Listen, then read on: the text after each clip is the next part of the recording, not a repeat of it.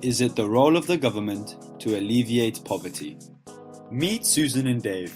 They struggle to get by and think that it's the government's fault. They lack skill and will to work, but they don't blame Dave's addiction to drugs for their current situation. They disagree at the current minimum wage rate and say it should be higher so families in the same position as them can have a higher quality of life. First of all, it is the government's role to promote general welfare. If they were not to alleviate poverty, then they would not meet their terms and their obligations to alleviate it. Secondly, one of the economic objectives is low unemployment.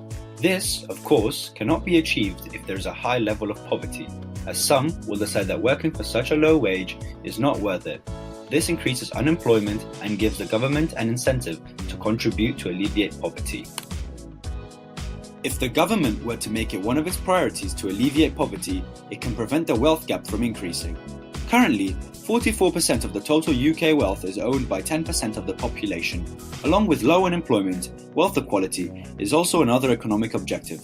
If the government alleviated poverty, this objective can be achieved. But, is it actually the government's job to alleviate poverty?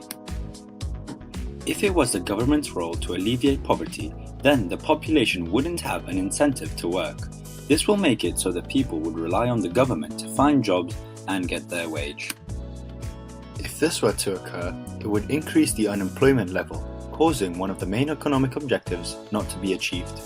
These people would then require benefits and therefore would also increase government spending. If the government were to have to increase tax to provide all the unemployed people and provide benefits for them, it could lead to a problem, as some may disagree to this increase in tax, and the government would then be using its own budget to provide money for those who bring nothing to the economy. Thank you for watching. We hope that you enjoyed this presentation on why the government should help alleviate poverty.